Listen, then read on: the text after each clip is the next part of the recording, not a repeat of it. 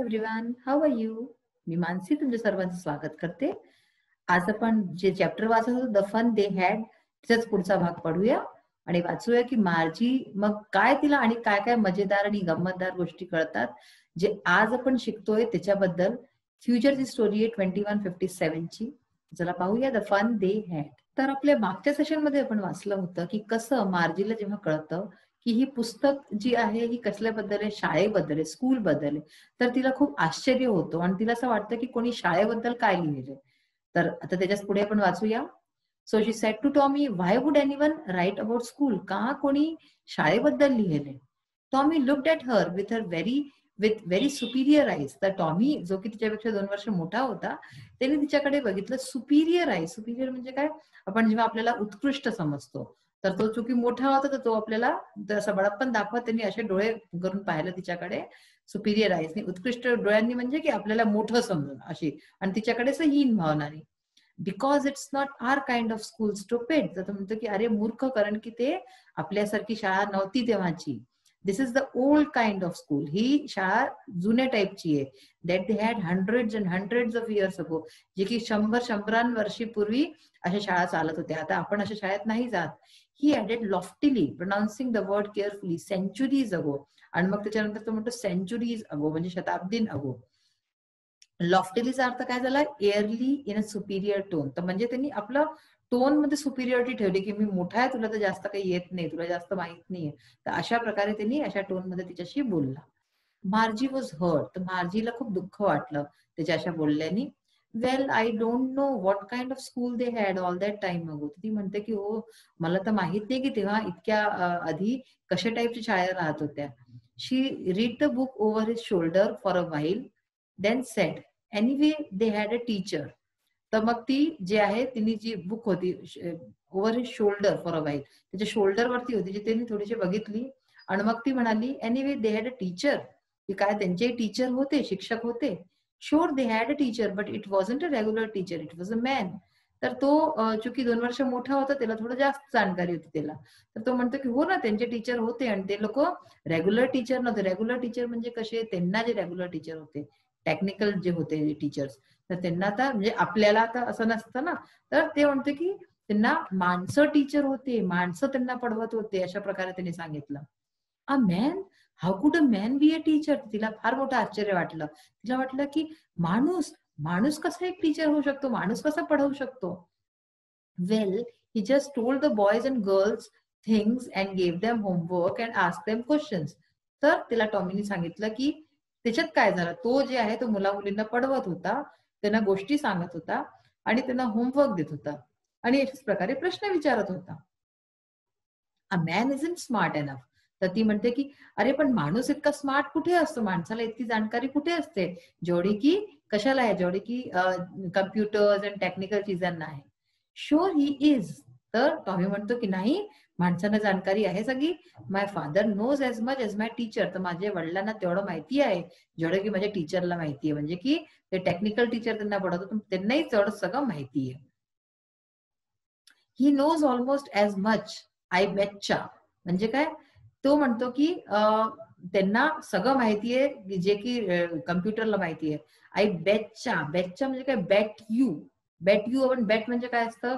आपण म्हणतो ना की शर्त लावतो, तर शर्यत करतो, तर तेच म्हणजे की अशी मी आय बेटच्या. हा बेटच्याचा इकडे मिनिंग दिला आहे शुअरली, म्हणजे की एकदम नक्की नक्की त्यांना सगळं माहितीये जे की जेवढं कम्प्युटर्सला माहितीये. Margie wasn't prepared to dispute that. तर मार्जी अजून तयार नव्हती की ती वादविवाद करे.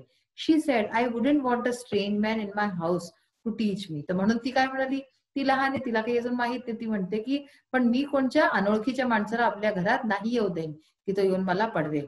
Tommy screamed with laughter. तर टॉमी खूप जोराजोराने हसू लागला. You don't know much Margie. तुला काही जास्त माहित नाहीये. The teachers didn't live in the house.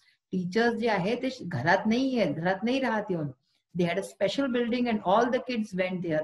त्यांची एक खूप मोठी स्पेशल बिल्डिंग असते, वेगळं एक बिल्डिंग असते आणि तिथे सगळे मुलं जातात. And all the kids learn the same thing. आणि सगळे मुलं एकाच सारखं वाचतात असं ती विचारते. Sure if they were the same age. हो, जर ते एकच एजचे आहेत तर ते सगळं तेच वाचतात. But my mother says a teacher has to be adjusted to fit the mind of each boy and girl it teaches and that each kid has to be taught differently. पण ती म्हणते, पण माझी आई म्हणते की जो टीचर असतो त्याला ऍडजस्ट करावं लागतं की ते प्रत्येक मुला मुलीच्या माइंडमध्ये फिट होय, तो जे पढ़ना चाहतोय. आणि each kid has to be taught differently. प्रत्येक मुला मुलीला वेगळ्या वेगळ्या प्रकारे पढवावं लागतं. Just the same they didn't do it that way then. हो, तो म्हणाला टॉमी की हो तेव्हाही तसंच होत होतं, बस तेव्हाचा जो वे होता, जो तरीका होता तो थोडा डिफरंट होता, आत्तासारखा नाही नव्हता. If you don't like it you don't have to read the book. जर तुला नाही आवडत ह्या गोष्टी तर तू ही पुस्तक नको वाचू. I didn't say I didn't like it. मी असं नाही म्हटलं की मला ही नाही आवडत आहे. मार्जी सेट क्विकली, ती लवकरशी म्हणाली. She wanted to read about those funny schools. तर ती त्या फनी स्कूल्स, म्हणजे तिला असं खूप फनी वाटत की असं कसं होऊ शकतं की कोणी बिल्डिंग मध्ये जाते आणि सगळे एका बरोबर पढ़तात. तर ती वाचत जात होती हे सगळं. They weren't even half finished when Margie's mother called Margie school. तर त्यांच्या गोष्टी अर्धवट सुद्धा नव्हत्या झाल्या जेव्हा तिची आईनी हाका मारली की मार्जी शाळेला चल. आता शाळा म्हणजे ते लोक कुठे बाहेर नाही जात बरं, ते आपल्या कमऱ्यात बसूनच अभ्यास करतात. Margie looked up not yet mamma. तर मार्जी म्हणते की आत्ता नाही mamma. Now said Mrs Jones. तर मिसेस जोन्स रागावून म्हणाली की आत्ताच. And it's probably time for Tommy too. आणि ती म्हणाली की आता टॉमीची पण वेळ झाली असेल शाळेची. Margie said to Tommy, can I read the book some more with you after school. तर ती म्हणते की काय मी तुझ्या बरोबर थोडीशी आणखी पुस्तक वाचू शकते शाळेनंतर. Maybe he said nonchalantly. तर तुम्हाला हो ठीक आहे वाचून घेशील. नॉन शलेंटलीचा काय अर्थ असतो? इन अन इनडिफरंट कूल मॅनर, म्हणजे बहुत तो कूल बनवतं. हा ठीक आहे वाचून घेशील अशा प्रकारे. Maybe he walked away whistling the dusty old book tucked beneath his arm. तर तो जे आहे विस्लिंग म्हणजे शिट्टी वाजवत तो तिथून गेला आणि तिची जुनी पुराणीची बुक होती, डस्टी म्हणजे धूळ मिट्टी लागलेली, तिला आपल्या आर्मच्या मध्ये म्हणजे असं इथे इथे अशी दबावून आणि असं तो शिट्टी वाजवत चालला गेला. Margie went into the school room. तर मार्जी आपल्या स्कूलच्या रूम मध्ये गेली, जे की त्यांच्या घरातच होतं. It was right next to her bedroom. तर त्यांच्या बेडरूमच्या शेजारचा रूम होता तो. And the mechanical teacher was on and waiting for her. आणि मेकॅनिकल टीचर जो आहे तो तिथे येऊन गेला होता, तिची वाट पाहत होता. It was always on at the same time every day except Saturday and Sunday. रोज त्याच वेळेला तो येत होता आणि सॅटर्डे संडे शनिवार रविवार नव्हता येत. Because her mother sed little girls learn better if they learn at regular hours. कारण की त्यांची आई म्हणत होती की लहान मुली लवकर शिकून जातात जर ते एका टाइम वरती शिके. The screen was lit up and it said. आता स्क्रीन जी आहे तिची चालू होऊन गेली होती आणि ती म्हणाली today's arithmetic lesson is on the addition of proper fraction. तर की आजचा जो अर्थमॅटिकचा जो लेसन आहे तो प्रॉपर फ्रॅक्शन वरती आहे. ऍडिशन म्हणजे काय? जोड असते ना. Please insert yesterday's homework in the proper slot. की म्हणते की आज कालचा जो होमवर्क असतो त्याला नीट तुम्ही टाकून द्या प्रॉपर स्लॉट मध्ये. मार्जी डिड सो विथ अ साय. तर मार्जीने असंच केलं विथ अ साय, म्हणजे हा चला भैया करा. She was thinking about the old schools they had when her grandfather was a little boy. पण तिचं मन कुठे होतं? तिथेच लागलं होतं की जेव्हा तिचे आजोबा आणि त्यांचे आजोबा जे आहे जेव्हा शिकवत होते तर तेव्हाच तिचं मन लागलं होतं. All the kids from the whole neighbourhood came laughing and shouting in the school yard. तिला तेच वाटत होतं की सगळे शाळेत मुलं इकड तिकडचे नेबरचे सगळे जात असतील एकाच शाळेमध्ये. Sitting together in the school room, एका बरोबर बसत असतील क्लासमध्ये. Going home together at the end of the day, आणि शेवटी सगळे एका बरोबर घरी जात असतील. They learn the same things, एकच वस्तू शिकत असतील. So they could help one another with the homework and talk about it. ते लोक एकामेकाशी बोलूही शकत असतील काही त्यांना त्रास असेल तर, आणि अशा प्रकारे एकामेकाची मदत करू शकत असतील. And the teachers were people, आणि जे टीचर्स होते शिक्षक ते सुद्धा माणसं होते. The mechanical teacher was flashing on the screen. आणि मेकॅनिकल टीचर जे आहे ते स्क्रीन वरती काही ना काही एकानंतर एक दाखवत होतं. When we add fractions half and 1/4 अशा प्रकारचं दाखवत होतं, पण तिचं मन काही लागत नव्हतं. मार्जी was thinking about how the kids must have loved it in the old days. मार्जी फक्त हे सोचत होती की जुन्या काळचे लोक मुलं किती मजे करत असतील, किती त्यांना मजा येत असेल. She was thinking about the fun they had. तर ती सोचत होती की किती मजा येत असेल त्यावेळेस त्या मुलांना जे राहत होते. तर इथे आला आहे तुमच्या चॅप्टरचं नाव the fun they had. Isaac Asimov यांनी ही पुस्तक ही कहाणी लिहिली आहे. मस्त कहाणी होती की नाही? तुम्हाला मजा आली की नाही वाचून? मला तर खूपच मजा आली. चला आता आपण हिचा जो आहे एक्सरसाइज पार्ट आपण आपलं बघत जावं.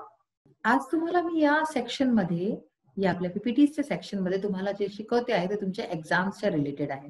रीडिंग स्किल्स पहा, तुम्हाला एक पॅसेज येईल, कोणत्याही चॅप्टरचा येऊ शकतो. तर ह्याच्यात मी एक पॅसेज असं उचलला आहे आणि तो तुम्हाला सांगते की प्रश्नोत्तर कशी येतात.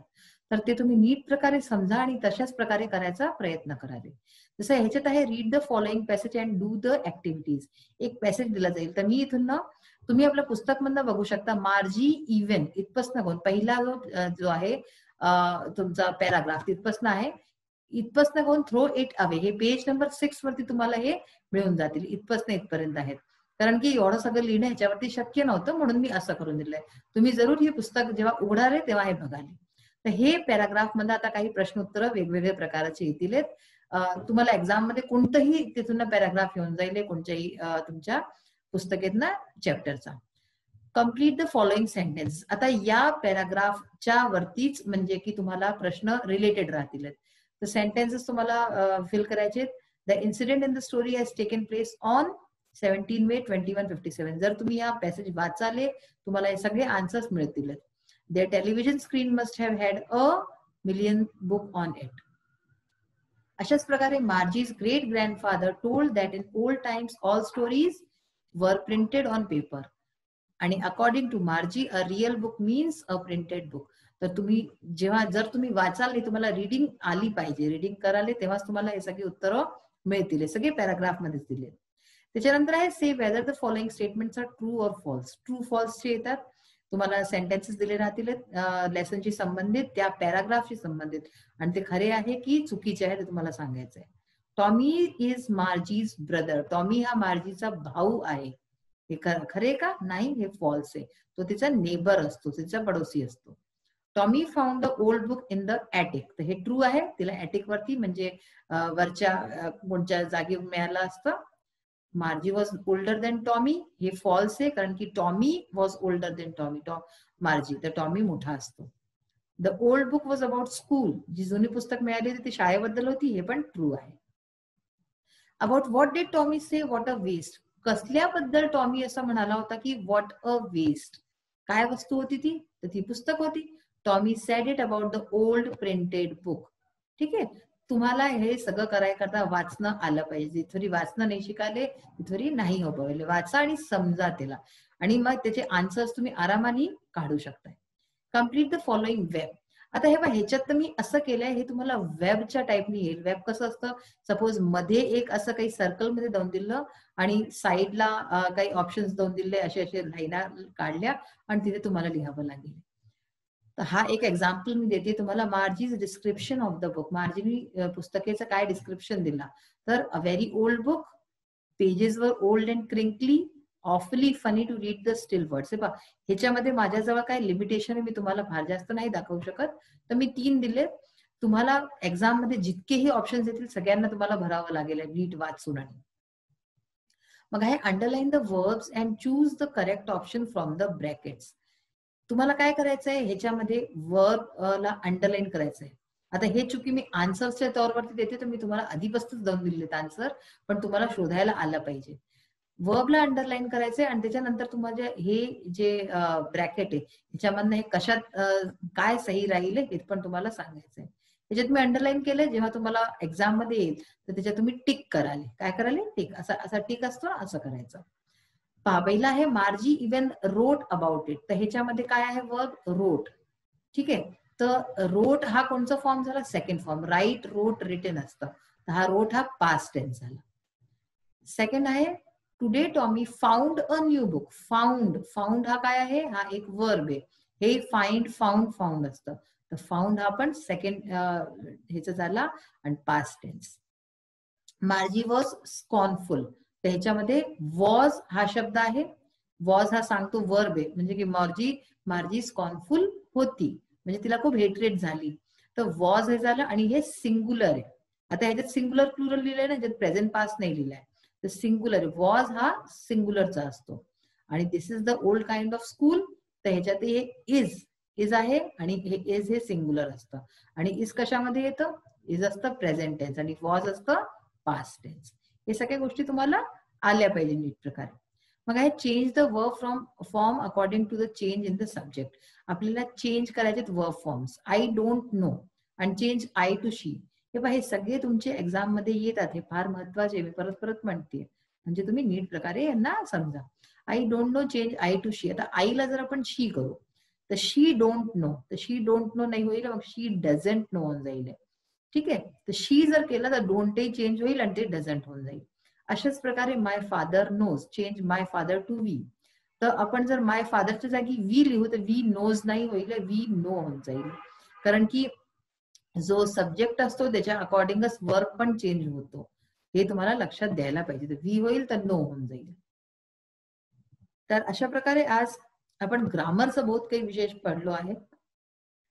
पुस्तक जी ती मिळाली त्यांना, त्याच्यानंतर कशी मजा आली आणि काय काय त्यांच्या मार्जीच्या लाईफमध्ये झालं, कशी ती सोचत बसली, हे फार मजेदार होतं ऐकणं वाचणं.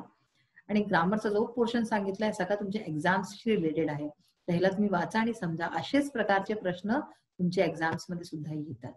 हा सेशन इथेच फिनिश होतो. नेक्स्ट सेशन मध्ये परत भेटूया. Till then bye, have a nice day. Thank you.